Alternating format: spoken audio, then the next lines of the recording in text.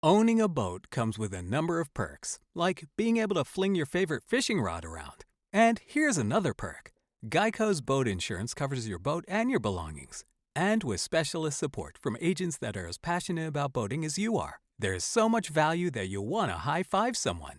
But not while you're holding your fishing rod. That's a prized possession. So hold on tight with both hands and keep it covered through boat insurance. Get more with Geico. Before I begin this week's episode, a quick explainer that I probably could have had on episode 1, but we were still trying to wrap our heads around things ourselves. The reason this podcast exists is because I recently left my day job in an honest-to-goodness local newsroom, which was already having trouble staffing protest events, in part because they're becoming so commonplace, but also because all local newsrooms are understaffed these days. If you've paid any attention to the media landscape over the past 20 years, that won't be a surprise. Newsrooms right now are having trouble keeping up with the fire hose of policy changes and executive orders, period. They don't have much staffing to attend every protest that pops up. So, Tales of the Resistance aims to help amplify stories you might not otherwise hear about. Now let's get to it. Small business optimism. During President Donald Trump's recent State of the Union address to Congress, Democratic Rep. Al Green of Texas wasn't having it. When Trump claimed he had a mandate from voters, Green interrupted, shouting, "You don't have a mandate." House Speaker Mike Johnson tried to keep order, but Green kept going, eventually getting removed from the chamber. Jump.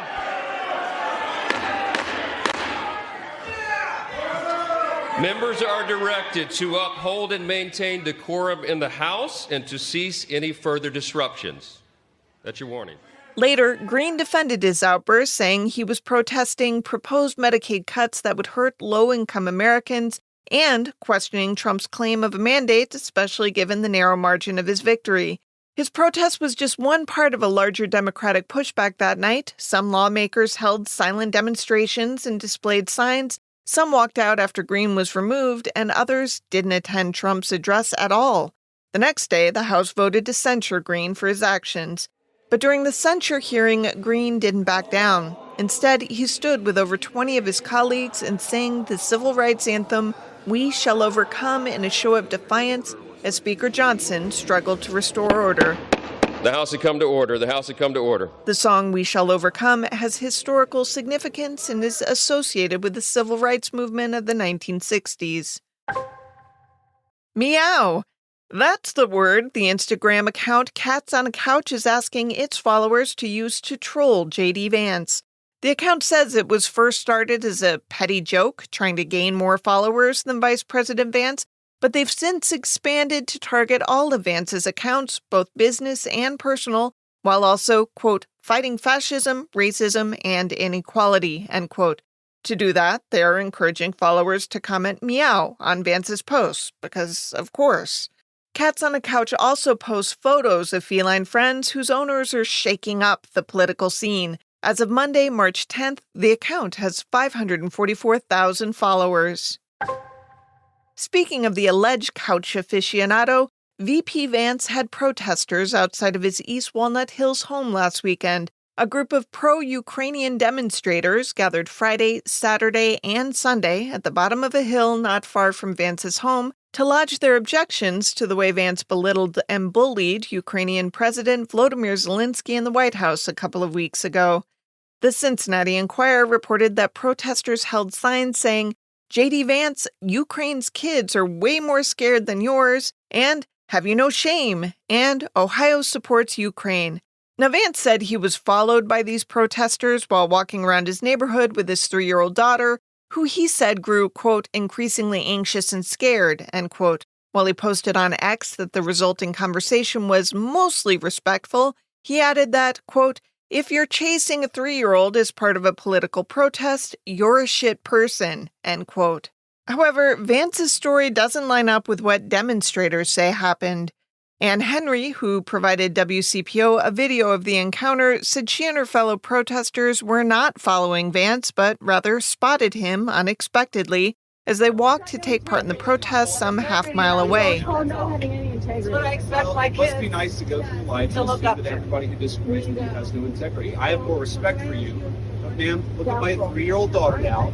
And I told you, I talked to you for 5 minutes. Henry credited Vance for talking with protesters, though she took issue with him dismissing the group as being shit people, saying that no one had actively followed him, as he described. Federal employees of the U.S. African Development Foundation, USADF, temporarily blocked operatives from Elon Musk's Department of Government Efficiency from entering their offices March 6, resisting efforts to dismantle the agency. DOGE, the newly established federal department focused on eliminating what Musk calls wasteful bureaucracy, had been targeting USADF as part of a broader government streamlining initiative. About 30 USADF workers were in the building when DOGE operatives, described as young men wearing backpacks, arrived alongside DOGE Deputy Director Anthony Morocco. They sought to carry out firings under an executive order previously issued by former President Donald Trump. Though DOGE operatives later gained access, a federal judge issued a temporary restraining order halting their actions. USADF leadership has since filed a lawsuit arguing that only Congress has the authority to dissolve the agency. The standoff, led by one of the smallest federal agencies with only about 50 employees, has been hailed by Democrats as a significant act of resistance against Trump and Musk's efforts to overhaul the federal bureaucracy. One official said, quote, "This is the little agency that could," end quote. Protests at Tesla dealerships have continued, with things getting so heated at a Manhattan location that the showroom had to be shut down. Hundreds gathered last Saturday chanting, "Fuck Elon Musk," and "Elon Musk is not elected."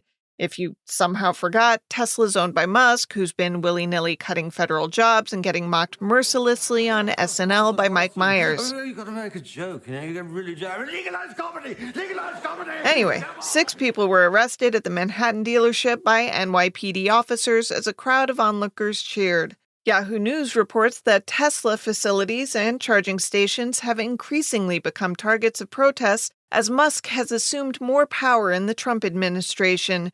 Per the Washington Post, more than a dozen violent or destructive acts have been directed at Tesla facilities. We here at Grab Bag Collab neither condone nor celebrate acts of violence, but we will report on them. One woman in Loveland, Colorado is accused of spray painting Nazi in black under the dealership's entrance sign and igniting Molotov cocktails fashioned out of Smirnoff ice bottles near Tesla Cybertrucks.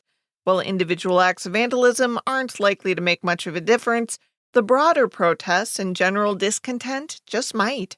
Tesla's stock has fallen by more than 35% since Trump's inauguration. And more protests, this time on International Women's Day. Thousands of people rallied last Saturday at various locations nationwide to protest President Trump on a day set aside to celebrate women. Various media reports estimated that 300 protests had been scheduled. 3 alone took place in Tucson. The New York Times reported that another protest at Washington Square Park in Manhattan attracted at least a few thousand demonstrators. 80-year-old Nancy Lewis and 26-year-old Lauren Yu were among demonstrators in New York City. Lewis had previously attended civil rights demonstrations in Selma, Alabama, while Yu was a newcomer to the protest life. Yu said, quote, "A lot of women are feeling like they are going back in time, so I feel like it's good to come out here and voice our concerns and stand with all women," end quote. Hey, and guess what? More protests, this time in response to the arrest of Mahmoud Khalil, a Palestinian activist and Columbia University graduate who was arrested by federal immigration agents last weekend. The president characterized it as the, quote, "first arrest of many to come," end quote, to which plenty of Americans are saying, maybe not. NBC News reported that Khalil was hauled away from his university apartment by Immigration and Customs Enforcement agents. When Khalil's attorney, Amy Greer, tried to find out why, she said ICE officials hung up on her.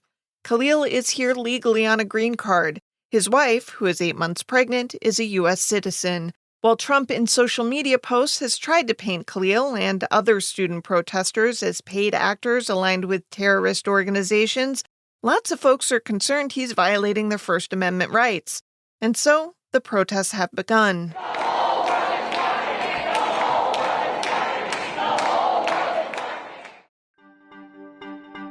This has been Tales of the Resistance, a production of Grab Bag Collab. The show's reported and edited by Amanda Rossman and me. Amanda produces the show.